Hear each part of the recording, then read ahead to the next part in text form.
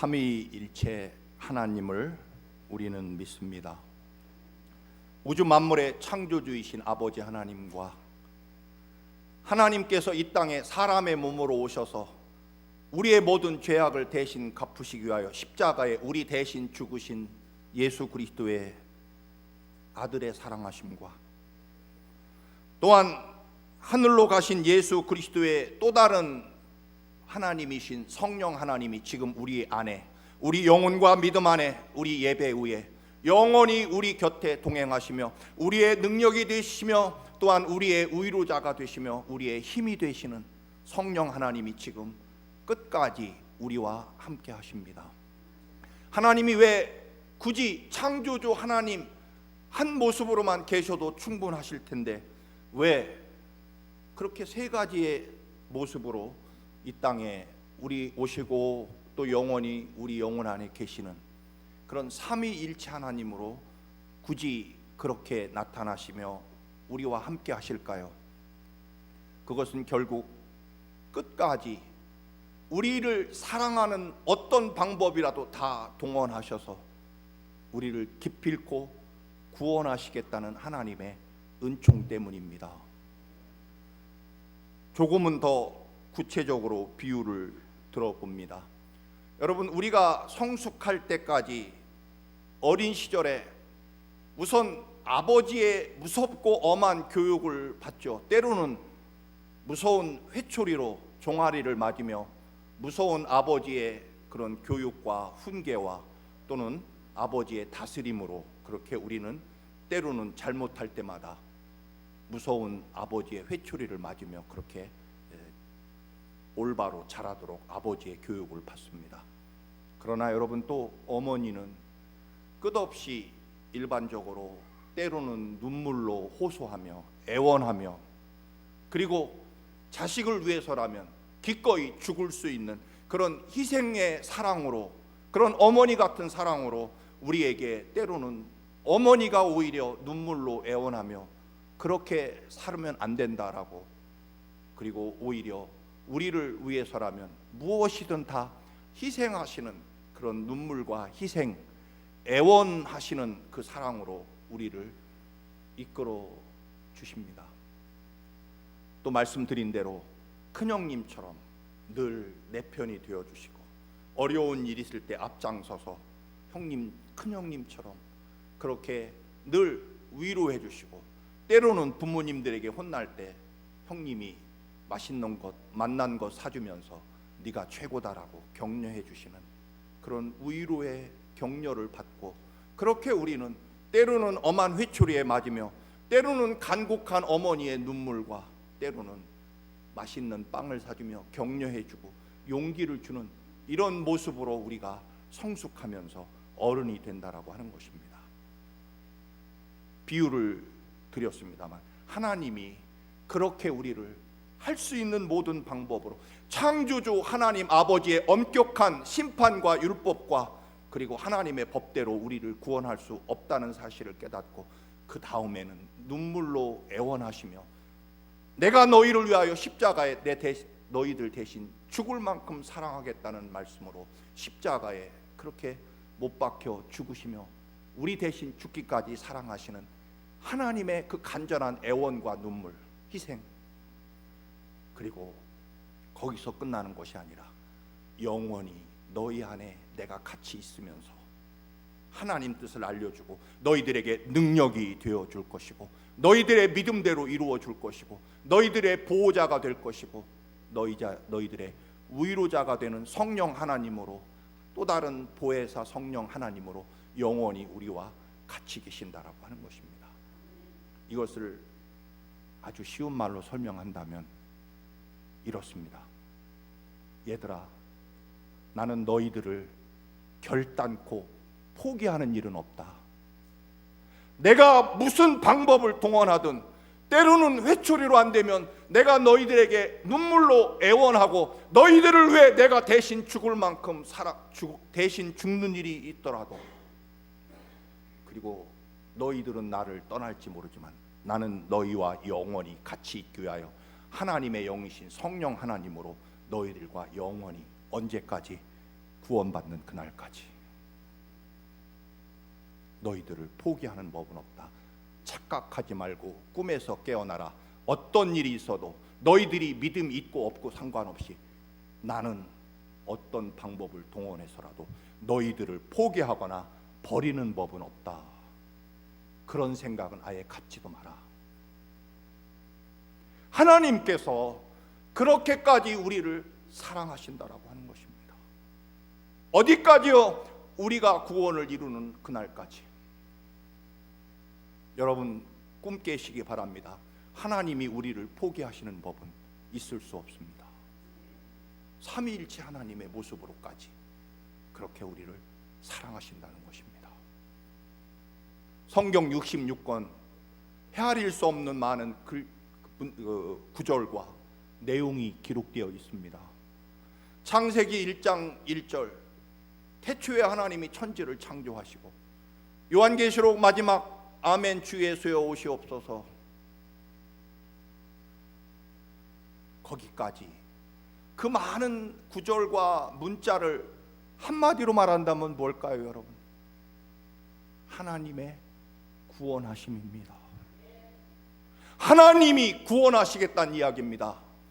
창세기부터 끝까지 그 엄청난 수많은 이야기들, 사건들, 때로는 심판의 회초리가 있고 때로는 하나님이 오히려 마치 호세아 선지자처럼 눈물로 하나님이 그러지 말라고 애원하시기도 하고 십자가에 피를 쏟으며 죽기까지 하시고 영원히 우리와 함께 하시지만 그 한마디로 말하면 얘들아 나는 너희를 구원하는 그날까지 절대로 너희를 포기하지 않는다는 것입니다.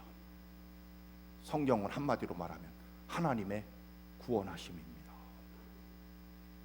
그거 말고는 없습니다. 설령 우리는 우리 자신에 대해서 절망하고 내가 나를 포기할지 모르지만 하나님은 꿈 깨라는 것입니다. 나는 너희들을 절대로 포기하지 않는다. 구원받는 그날까지 내가 할 수 있는 모든 방법을 다 동원해서 내가 너희들 대신 죽으면서까지 너희들을 구원할 것이라는 것입니다. 그게 성경의 얘기입니다. 하나님 나라 영생 천국으로 너희를 인도하는 그날까지 십자가에 죽으면서까지 너희를 구원하겠다는 것. 우리가 보통 다윗과 같은 사람은 무슨 어려움이 있나 그렇게 생각할 때가 있습니다. 그러나 여러분 다윗의 삶은 사실은 끝없는 고난과 시련의 삶입니다. 다만 다윗이 무슨 고민이 있었을까라고 하는 생각을 우리가 혹시 한다면 그 이유는요, 다윗은 어떤 고난과 시련과 아픔 앞에서도 하나님을 향한 믿음이 흔들리지 않았기 때문에 다윗은 고난이 없는 것처럼 보이는 것뿐입니다. 여러분 다윗은요 그 거인 골리앗을 쓰러뜨리고 나자마자 국민 영웅으로 존경받기 시작하자 사울 왕이 다윗을 끝없이 죽이려고 합니다. 그는 식구들을 데리고 광야로 도망을 치죠. 그래서 광야 그 동굴, 그 메마른 동굴에서 사실은 10년 동안 짐승처럼 살아갑니다. 동굴 생활이 오죽하겠습니까? 풀 한 폭이 없는 그 메마른 유다 광야에서 말이죠. 나중에는 도저히 견디다 못해 원수의 나라인 블레셋의 왕에게 가서 항복합니다. 저를 보호해 주시고 살려 주십시오. 블레셋 왕이 골리앗을 쓰러뜨린 다윗이 갑자기 자기한테 와서 항복하고 살려달라고 하니까 믿을 수가 없죠. 그래서 어떤 일까지 하냐면 성경에 보면 다윗이 왕 앞에서 미친 척합니다. 침을 줄줄 흘리며 미친 척까지 하면서 그렇게 삶을, 생명을 유지합니다. 왕이 되어서는 여러분 그 유명한 우리아의 아내 밧세바와 간음 사건이 일어나죠. 우리아의 아내를 취하고 간음을 감추기 위해서 그 충성스러운 우리아를 죽이는 일까지 다윗은 저지르게 됩니다. 그 심판을 나단 선지자를 통해서 받게 되고 결국 오늘 시편 3편의 배경 제목이 보면 압살롬의 반란을 피해서 도망을 치며 지은 시라고 되어 있습니다. 아들 압살롬, 그 압살롬은요 성경에 보면 유난히 다윗이 사랑하고 아끼는 아들입니다. 너무 잘생겼고 너무 똑똑하고 그리고 리더십이 뛰어나가지고요 온 백성들의 마음이 압살롬에게 향할 정도로 뛰어난 인재였죠. 그런데 이 압살롬이 때를 기다리지 못하고 반역을 일으켜서 아버지 죽이고 자기가 왕이 되겠다는 무시무시한 반역을 일으키게 되죠. 그래서 다윗은 아들, 그것도 사랑하는 아들의 반역에 의해서 도망을 치게 되죠. 사무엘하 15장 30절에 보면 다윗이 감람산 길로 올라갈 때 그의 머리를 그가 가리고 맨발로 울며 가고 그와 함께 가는 모든 백성들도 각각 자기의 머리를 가리고 울며 올라갔다.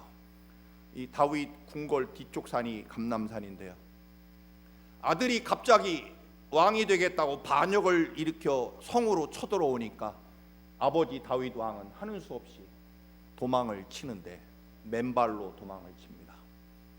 그리고 울며 가죠. 왜 안 울겠습니까? 세상에 아들이 아버지를 죽이겠다고 반역을 일으켜서 지금 도망을 가는 아버지의 신세, 그리고 가리고, 그 말은 우리말로 번역하면 머리를 다 풀어 헤치고 얼굴을 너무 부끄럽고 저주스러워서 자기 얼굴을 머리를 풀어서 가리는 거죠. 뭐 옛날에 그런 일이 많이 있었죠. 죄인들은 머리를 상투를 풀고 얼굴을 가려야 되는, 똑같이 그 머리를 풀고 맨발로 울며 도망을 치는 아버지 다윗, 그 다윗이 오늘 본문 읽은 시를 짓는 거죠. 도망을 치면서.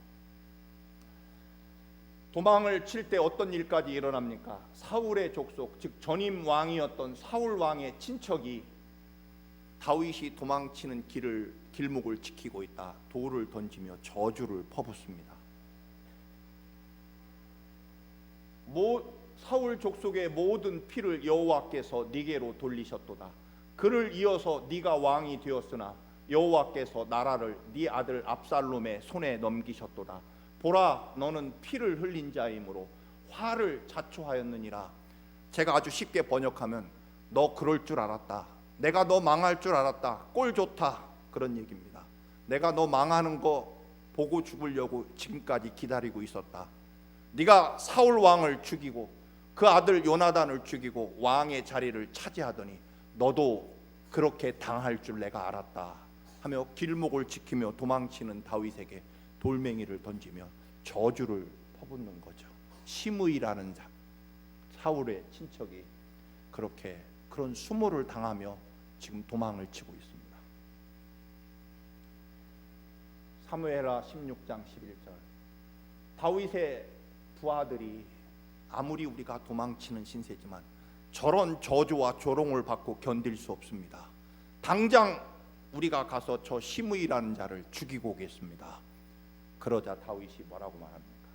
내 몸에서 난 아들도 내 생명을 해하려 하거든. 즉 내 몸에서 난 아들 녀석도 나를 죽이려고 하는데 하물며 전임 사울 왕의 사람이 오죽하겠느냐. 여호와께서 그에게 명령하신 것이니 그가 저주하게 내버려 두라. 이 말은 아까 말씀드린 우리아의 아내 밧세바와 간음하고 하나님의 심판이 임할 것이라는 나단 선지자의 예언을 생각하는 거죠. 내가 옛날에 지은 죄, 이제 하나님이 지금 심판하시는 거니까 시므이라는 자가 저주를 하더라도 하나님이 그를 통해서 내게 심판과 하나님의 뜻을 전하는 거라고 그 저주를 받아들이는 거죠. 자, 이렇게 길게 설명을 드렸습니다만 이 시의 배경이 오늘 다윗이 도망을 치면서 오늘 시를 지었다, 그렇게 제목이 붙어 있습니다. 오늘 시의 제목, 또 다른 제목은 아침에 부르는 노래, 그렇게 되어 있습니다. 아침에 드리는 기도, 그렇게 되어 있습니다만 오늘 본문 1절과 2절 혹은 5절에 보면 나를 대적하고 나를 죽이려고 하는 내 원수들이 너무 많습니다라고 고백합니다.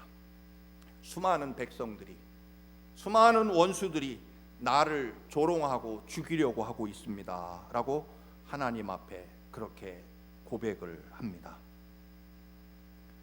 심지어는 자신의 몸에서 난 아들이 자기를 죽이려고 하는 이 순간에, 온갖 저주와 조롱을 받는 순간에 2절에 보면 많은 사람들이 나를 대적하여 말하기를 그는 하나님께 구원을 받지 못한다. 이 말을 또 쉽게 번역하면 많은 사람들이 다윗은 끝났다, 아들이 반역으로, 그리고 모든 백성들이 다 아들 압살롬을 따르고 있고 이제 다윗은 끝났다, 하나님의 도우심을 받지 못할 것이다 라고 지금 말하고 있습니다. 하나님의 저주를 받고 온 백성들이 떠나고 아들이 자기를 죽이려고 하는, 그래서 맨발 벗고 머리를 풀어헤치고 울면서 도망가는 이 처지에서 오늘 다윗이 노래합니다.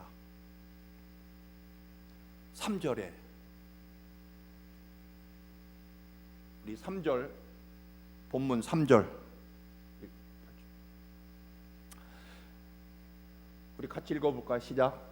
여호와여 주는 나의 방패시요 나의 영광이시요 나의 머리를 드시는 자이시니라.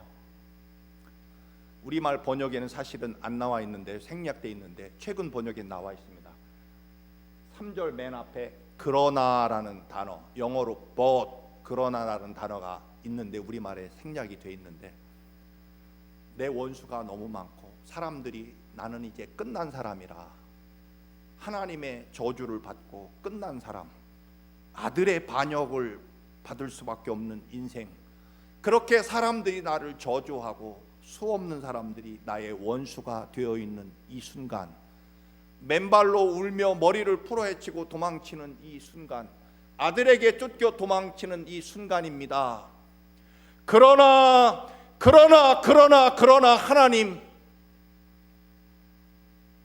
하나님은, 주님은 나의 방패시고 나의 영광이시고 나의 머리를 들어주시는 자입니다. 할렐루야.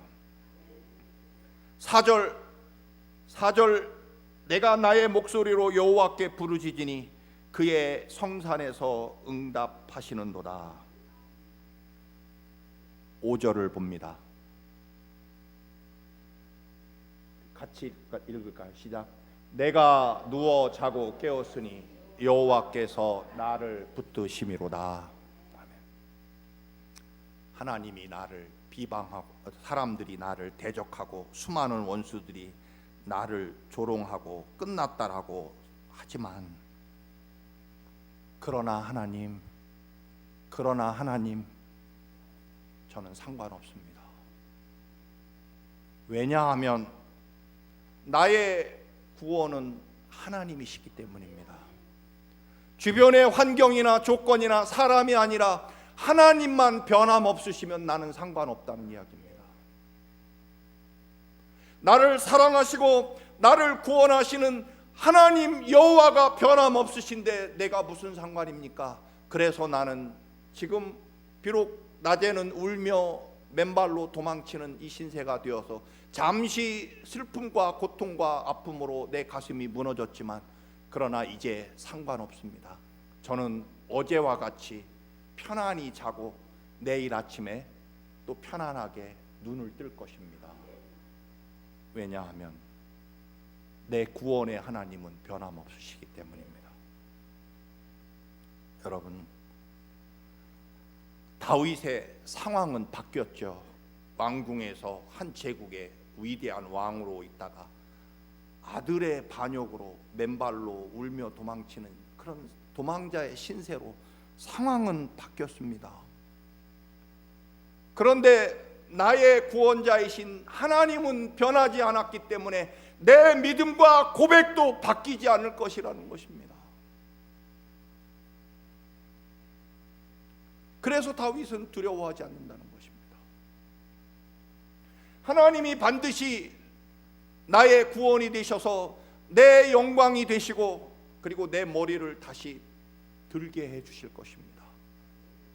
지금 아들의 반역으로 머리를 풀고 울며 도망치지만, 그래서 사람들에게 조롱거리가 되고 부끄럽고 창피해서 머리를 풀어 얼굴을 가릴 수밖에 없지만, 곧 하나님이 다시 나를 구원의 방패이시고 반석이신 하나님이 내 머리를 똑바로 들게 해 주실 것입니다. 사람들 앞에 다시 당당하게 다시 머리를 묶고 사람들 앞에 얼굴을 들 수 있는 그날이 오게 해 주실 것입니다. 왜냐하면 하나님은 변하지 않으시기 때문입니다.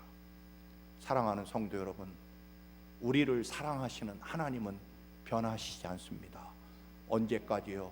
영원까지.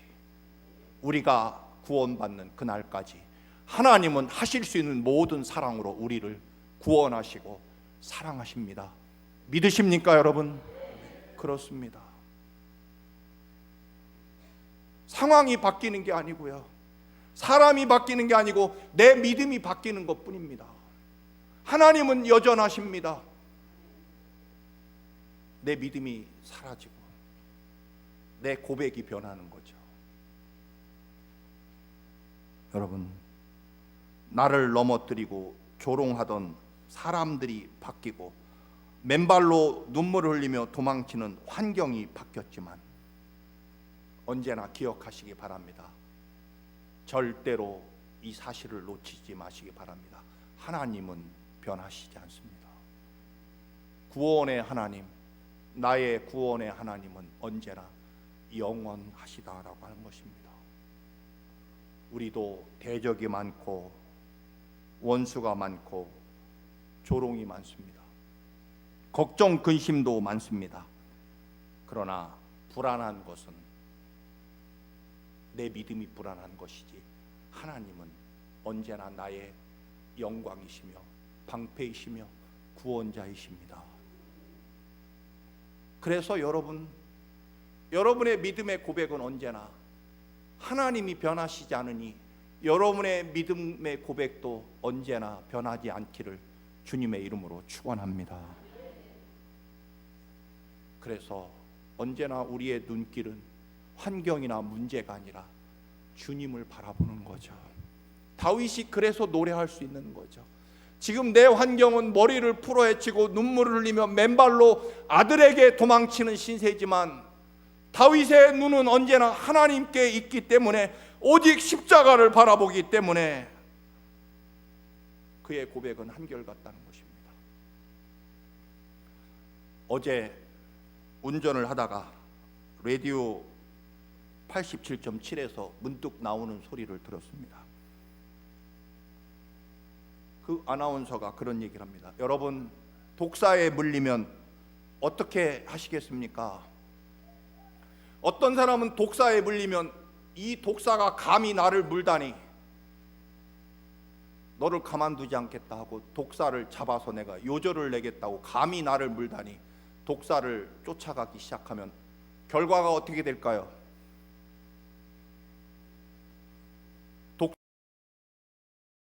독사를 잡기는커녕 뛰어가느라 독이 온몸에 더 빨리 퍼져서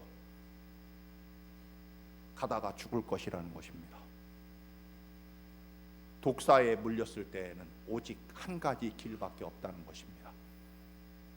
빨리 물린 자국을 끈으로 꽁꽁 묶어서 독이 퍼지지 않게 물린 자리 근처를 꽁꽁 묶어주고, 그리고 할 수만 있으면 상처를 째고 내 스스로 칼로 째고 독을 빨아내는 길이 유일하게 내가 할 일이라는 것입니다. 여러분, 우리의 삶에 수많은 고난과 시련과 증오와 미움, 때로는 모욕, 그거를 가만두지 않겠다고 복수하며 뛰어가는 순간 그 독은 온몸에 결국 나를 죽이는 것이 될 것이라는 것입니다. 아니라는 것입니다. 내 믿음과 영혼 안에 누가 나를 물어도 퍼지지 않도록 나를 지키고 나를 보호하고 묶어내고, 그 증오와 미움의 독이 퍼지지 않도록, 그래서 내가 죽지 않도록 나를 스스로 묶어내고 보호해야 될 일이 내가 할 일이라는 것입니다. 여러분, 독사 쫓아가지 마시기 바랍니다. 오직 십자가 사랑 안에서, 구원의 은총 안에서 하나님이 변하시지 않으니까, 하나님이 십자가에 나를 살리려고 울며 애원하시며 그러지 말라고 애원하시며 십자가에 대신 죽기까지 보혈의 피를 쏟으며 사랑하시니까 그거를 믿고 나 자신을 꽁꽁 묶고 그 어떤 환경과 조건에 독이 나를 침범하지 못하도록 나 스스로를 묶어내야 된다는 것입니다. 시각 장애인 윤인수 목사님의 간증이 있습니다. 그분도 6.25 사변에 흥남에서 피난을 오신 분인데, 오다가 아버지가 돌아가시고, 그래서 어린 시절 살던 모든 집과 재산이 다 사라지고 부산에서 피난 생활을 합니다. 그런데 이 윤인수 목사님은 어린 시절부터 눈이 보이지 않은 맹인이었습니다. 맹인 처지에 자신을 돌봐주던 어머니가 그만 몸져 병석에 누워버리게 됩니다. 하는 수 없이 이 윤인수 어린 아이는 신문팔이를, 부산 시내를 다니며 신문팔이를 하게 되었다고 합니다. 전쟁통에 신문이 몇 장이나 팔리겠습니까? 그래도 겨우겨우 신문을 팔아서 몇 푼이라도 병석에 누워있는 어머니에게 갖다 드리면 이 어머니가 꼭 그 몇 푼 되지 않는 그 어린 소경 아들이 벌어온 그 돈에서 꼭 11조를 떼더랍니다. 하루는 너무 참을 수 없어서 이 어린 윤인수 나중에 목사님이 어머니에게 소리를 질렀다고 합니다. 어머니, 우리는 재산도 잃어버리고 아버지도 잃어버리고 그리고 어머니 건강도 잃어버리고 그리고 저는 눈도 잃어버려 소경이 되어버렸습니다. 앞까지 못 보는 아들이 벌어온 돈, 하나님이 도대체 뭘 해준 게 있다고 11조를 뗍니까? 라고 그렇게 분노하며 어머니에게 따졌다는 겁니다. 그때 어머니가 눈물을 흘리며 그렇게 말하셨답니다. 인수야, 네 말처럼 우리는 집도 재산도 다 잃어버렸고 고향도 잃어버렸고 건강도 잃어버리고 너는 눈도 잃어버렸구나. 이런 상황에서 인수야, 하나님마저도 잃어버리면 우리는 어떻게 살아갈 수 있겠니? 라고 어머니가 말씀하셨다는 겁니다. 이런 상황에서 하나님은 무슨 하나님입니까? 말하는 상황에서 어머니가 그렇게 말씀하셨다는 겁니다. 그래, 우리가 이런 상황에서 하나님마저도 계시지 않으면 우리는 어떻게 살아갈 수 있겠니라고 말씀하셨다는 겁니다. 여러분, 요즘 열왕기 상하 새벽에 수많은 기적의 이야기를 하면서 기적의 원리를 발견합니다. 그것은 마지막 최후의 상황에서 우리의 모든 것을 하나님의 약속을 믿는 것이죠. 우리의 믿음의 마지막은 언제나 십자가입니다. 원수도 문제가 아니고요, 수많은 사람들의 조롱도 문제가 아니고 사람들의 마음이 다 압살롬에게 간 것도 문제가 아닙니다. 영원토록 나를 포기하지 아니하시는 구원의 하나님이 나의 하나님이신 한 나의 믿음과 고백은 언제나 변하지 않을 것입니다. 하나님이 변하지 않는다면, 이런 상황에서 하나님마저 잃어버린다면 어떻게 살겠느냐의 고백일 것입니다. 옆 사람에게 우리 한번 말씀하시겠습니다. 집사님, 이런 상황에서 하나님마저 안 계시면 어떻게 해? 따라서 합니다. 자, 옆에 분에게, 집사님, 이 상황에서 하나님마저 안 계시면 어떻게 해? 여러분의 고백이시기를 축원합니다. 자, 마지막으로 성경 말씀 읽고 마치도록 하겠습니다.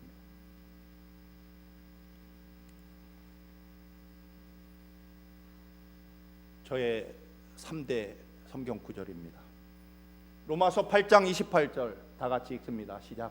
우리가 알거니와 하나님을 사랑하는 자 곧 그의 뜻대로 부르심을 입은 자들에게는 모든 것이 합력하여 선을 이루느니라. 할렐루야. 로마서 8장 32절입니다. 시작. 자기 아들을 아끼지 아니하시고 우리 모든 사람을 위하여 내주신 이가 어찌 그 아들과 함께 모든 것을 우리에게 주시지 아니하겠느냐. 아멘. 마지막입니다. 디모데전서 4장 4절과 5절 시작. 하나님께서 지으신 모든 것이 선하매 감사함으로 받으면 버릴 것이 없나니 하나님의 말씀과 기도로 거룩하여 지느니라. 아멘. 기도하겠습니다. 하나님,